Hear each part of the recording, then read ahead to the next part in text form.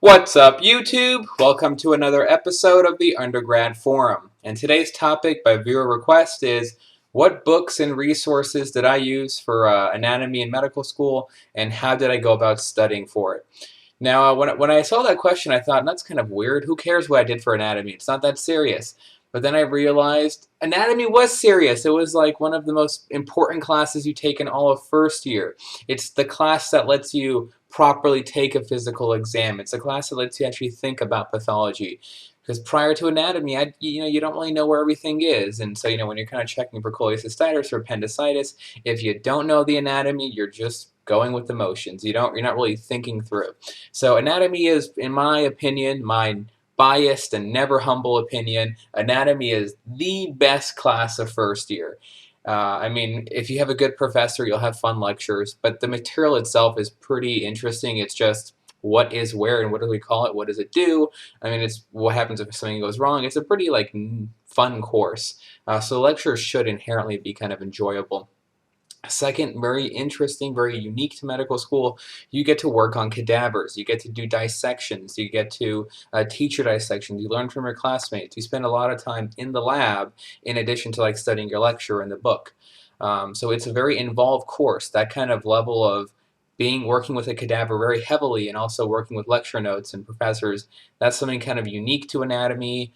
In medical schools, many consider anatomy to be like a rite of passage, that after you've gone through anatomy and learned about the human body and actually worked on a donated body, a cadaver, that's a unique experience that every medical student goes through, and I loved it. I loved anatomy. It was my favorite course.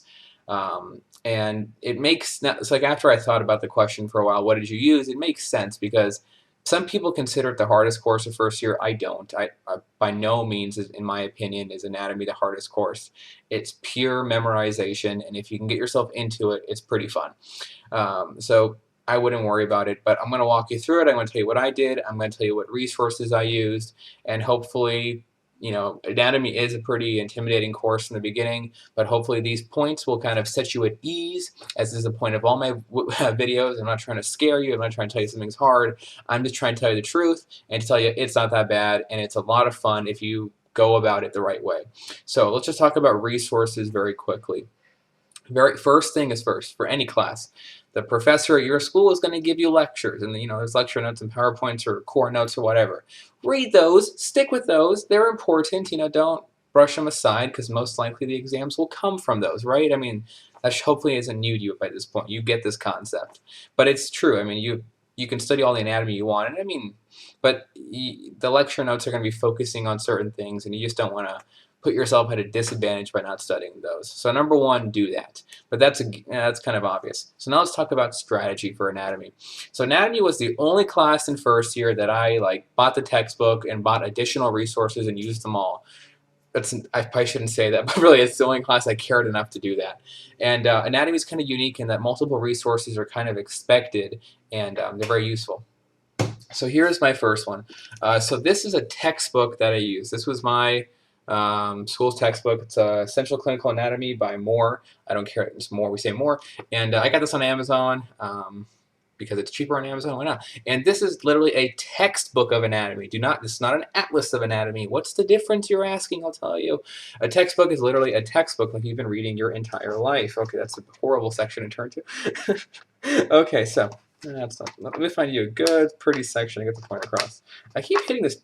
Okay, this will work. All right, so here's a pulmonary section. All right. So it's a textbook. As you can see, it has words like you're used to reading. Hopefully you read words, right? And there's images. Everything's backwards on the camera of the actual anatomy, and then in the blue boxes here, it's clinical correlates like pneumothorax or pleuritis. And so this is a typical textbook. You can sit and you can read and you can teach yourself anatomy. This is only going to get you so far, and I didn't use it all that much because my professor's lecture notes were pretty much just this, so I guess I did use it, but in a different way. But I liked Moore. It was a good book for things in lecture that I had a hard time with and I thought were horribly taught. I would, stick to Moore and figure it out. And by the way, the link to every single product I'm going to show you, or not product, like my books. They're in the description below. If you want to check them out, get them on Amazon. Why? Because it's cheap. If you want to buy it from, I don't even know if Barnes & Noble or other places are still open or if they're closed. I don't know. But buy them wherever you want. I just get them from Amazon because it's cheap. And so this is more. This is your classic textbook. So for most classes, that's where my story would end to some degree. There's your textbook. There's your lecture notes. Study, finish it off. But anatomy is a given gift, and it's a lot more. So there's a couple things you have to have. This, or not have to have, but in my opinion, have to have. I'm not humble. Come on. Netters, the king of atlases. So what is an atlas? An atlas is literally a book of drawings. Okay, so that's kind of a lame picture. Ooh, okay, again the heart. Okay, so let's pick the next page. I should show you the heart. There you go. Okay. So this is netters. So what you can see on this side, everything's backwards. This is horrible. Okay, this is classically netters. This is a physical drawing. The guy sat there and drew. Netters was an MD, and he just sat there and drew all this stuff. And so here you see the heart and the lungs, and you see the vessels, and it's just labeled. It's just a drawing. Here's a chest X-ray for clinical correlate. But again, here's in the actual, here's on this side here, there's a stomach, there's a gallbladder, liver, and it's just drawings of where stuff is, and everything's labeled in detail. It's an entire book of this. Anything you want, every picture, every part of the body, it's everywhere. All right, that's the fun thing. So what's the point of this? What doesn't the textbook give you this? No, not really. So the textbook will teach you stuff, and it'll give you like one drawing to cover the material they're describing on the paragraph. So what's the point of anatomy? Yeah, you have to be able to answer the multiple choice questions, but you have to be able to think 3D about it.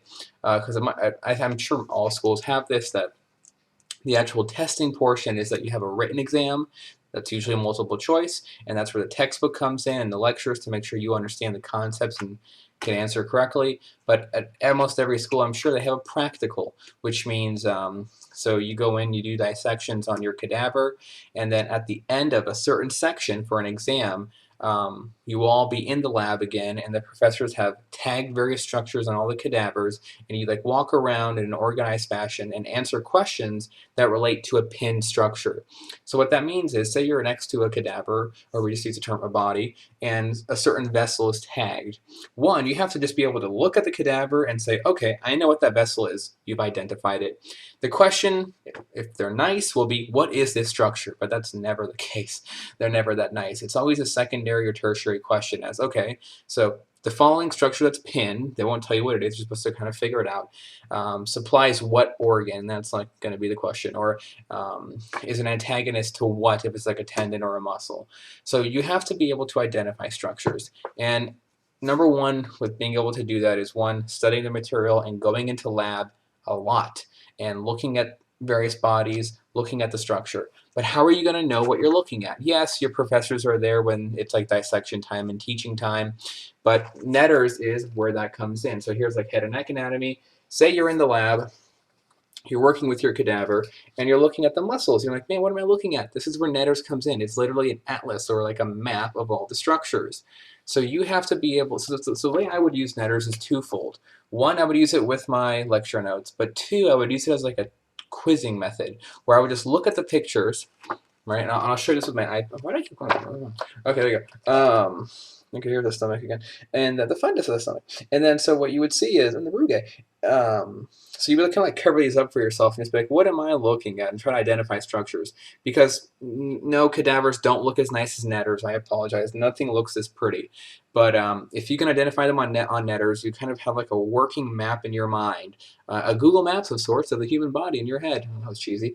Of what's in the body, and you can kind of figure it out. So that's what I use netters for. It's a very pretty book. It's very pretty pictures, clear to identify where the muscles are going to be, where the vessels and nerves. So in your mind, you'll have a map, and when you're looking at the cadaver, you can be like, okay, well, I know where it's supposed to go, and you can kind of figure it out. So use it in the lab to help you identify structures, and study to help you prepare for practical. So that was the textbook one. There was netters. And here's Rohen. I think it's pronounced Rohen, the color atlas of anatomy. What is another atlas? What, are you crazy? No, I'm not crazy. Well, maybe I'm crazy. Okay, so what is this? This is a little different. This is a so Rohen was like, okay, so Netter's already got the corner of the market by having the prettiest pictures in the world when it comes to anatomy. He's like, I'll just one up them.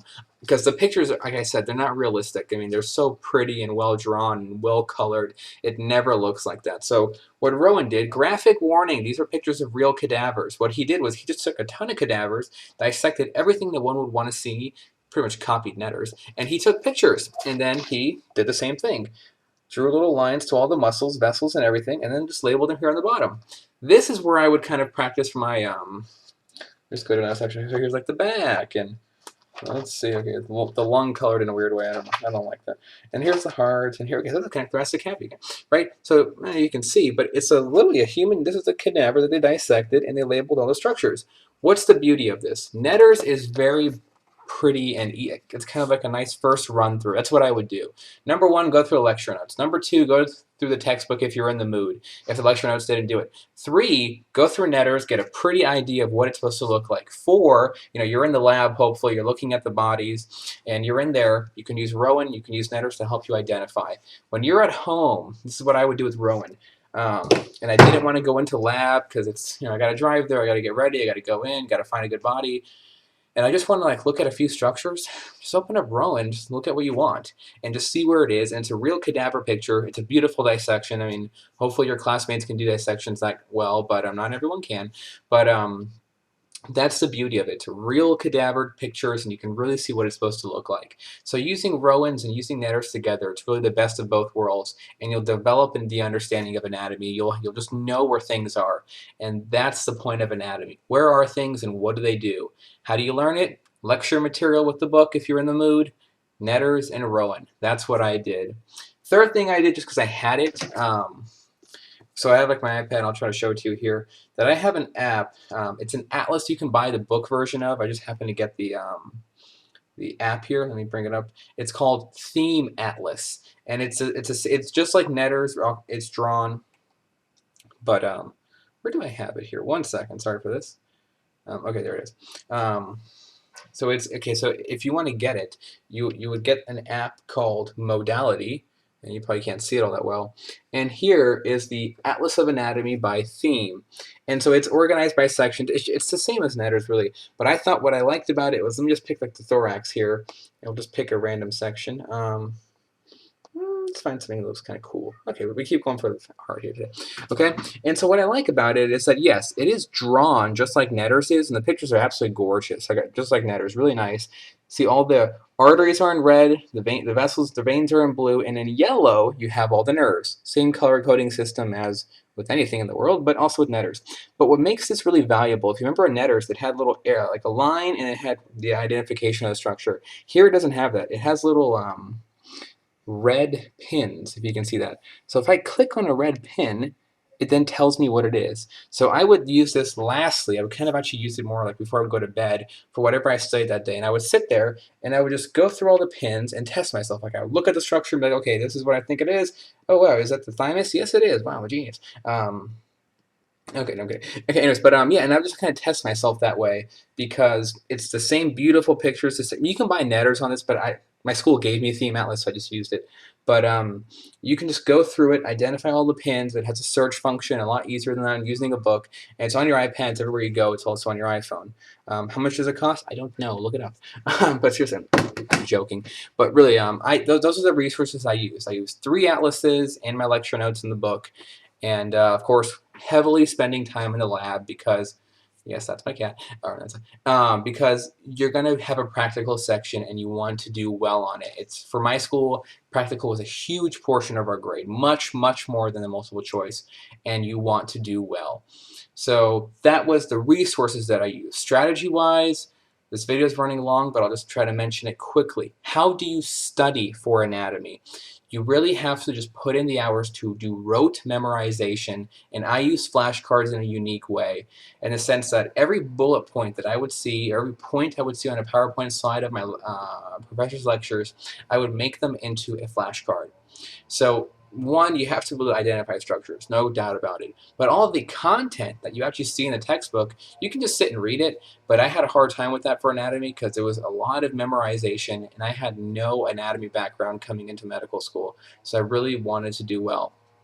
and I had to kind of learn from the ground up, while other people say had taken anatomy in undergrad or used to tutor it, so they had an advantage where I was working from ground level up, so I really had to put in the extra effort. And what I did was, for every bullet point, say it would be a certain muscle, it would tell me the structure, it would tell me the function, it would tell me innervation. You just make all those into bullet points, and into flashcard questions. What is the innervation of the following muscle? What is the innervation, or what's the blood supply to this muscle? What is the function of this muscle? Where's the interior? Where's it originate? Just make flashcards out of all of these. The bad part is you have a lot of flashcards to go through, but the beauty is you have the ultimate testing partner in those flashcard sets. I make these just on Quizlet.com. It's a free service that I found, and you can get an app on your phone to just kind of let you go through them. I like that much more than writing them by hand with like paper flashcards, because then you can just have your PowerPoint up and just copy and paste really, really quickly and make the flashcards. And then you can go through them. It's a lot of flashcards, but it's the ultimate partner because it's always the right questions to ask. And if you can go through them and you know all of the material. And it's kind of an intensive way to study, but I enjoyed it. It was tiring, but I thought it was fun and worth it, because in the end, you know the anatomy, and when you know anatomy, it's just fun because you know where things are. So if you're like running and you feel pain back, you're like, oh, I know what that is. It's an enjoyable thing to think about, and anatomy is important in a lot of pathology. I never thought it would be, but it is during second year. So that's my strategy. Use the flashcard technique in that kind of unique sense of going through bullet points and uh, in your lectures, in addition to just simple flashcards of kind of what you saw with Theme Atlas or Netters, in the sense that it's a flashcard, it's a picture, but you're going through and identifying structures. That's the whole course. Identify structures and know what they do, whatever the textbook, the lectures tell you, and you should be fine. Anatomy, don't let anyone scare you into thinking anatomy is a crazy course. It's a long course because there's a lot of material to cover, but it's not especially difficult. I mean, physiology or histo or amino, those were much more challenging courses because there was a lot more thinking. Anatomy is pretty straightforward. It's not a very complicated science. And no offense to anyone who found it was hard, or the anatomist watching this, but in comparison to other classes in our medical school curriculum, anatomy is a joy. It's a ton of work because there's a lot of material to cover, but it's fun, it's enjoyable, and it's not super hard. So enjoy it. Don't let anyone scare you. It's a long course, but it's worth it. Keep focused, and you will leave feeling great, because once you know anatomy, you've kind of made it somewhere in medical school, and you're going to have fun. All right, guys, I hope you enjoyed the video. Look out for the other videos on how I prepared for my other courses in medical school. And as always, enjoy your studies.